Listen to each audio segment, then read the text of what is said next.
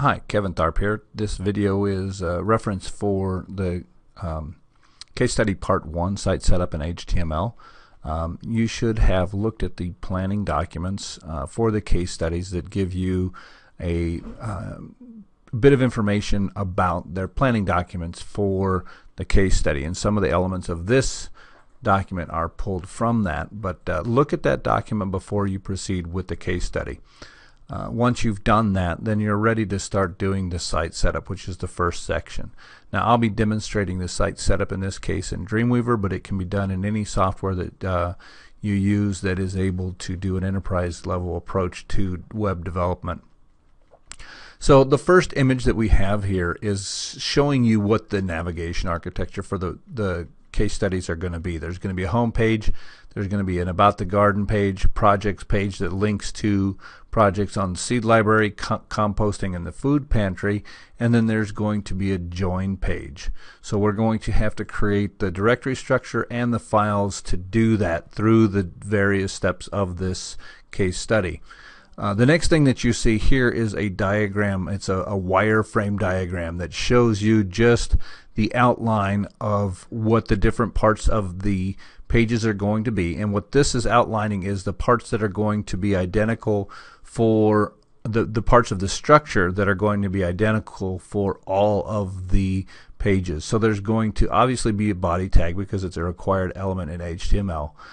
Then there's a header section. Inside the header section there's the navigation section, and then once you leave the header we have a main content section, and then below that we have a footer section.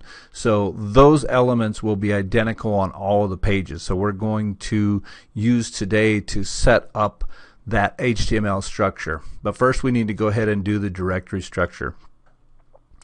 You should have already set up your website for this class so that you have inside the root folder for your class website, you should have a folder called exercises and then a folder called case studies. We're going to be working inside this folder called case studies while we're working with the case studies that we're looking at here. And that folder in this case is represented by the /. So in this case, because we're only in here talking about the case studies, the root directory for your case studies is this folder right here. And so inside of that case studies we're going to need to create a folder called CSS, we're going to need to create a folder called images, and we are going to need to create a folder called projects. Now in Dreamweaver the way that I would do that is I would come into the case studies folder, I would right click, I would choose new folder, and I'm going to go ahead and put CSS. Now you'll notice I don't put the / there because that's not necessary at this point. The / means that it is a folder. So I'm going to go ahead and accept the CSS there.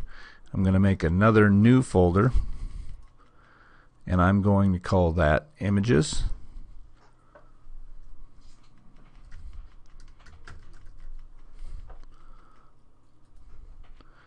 And then the third one that I'm going to create is called projects.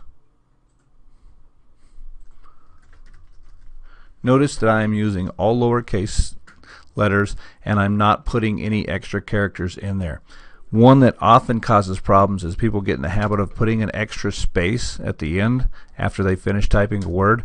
That will cause you a great deal of grief. It will cause FTP errors that prevent you from being able to upload your files via FTP, so make sure you don't leave that hanging space at the end there.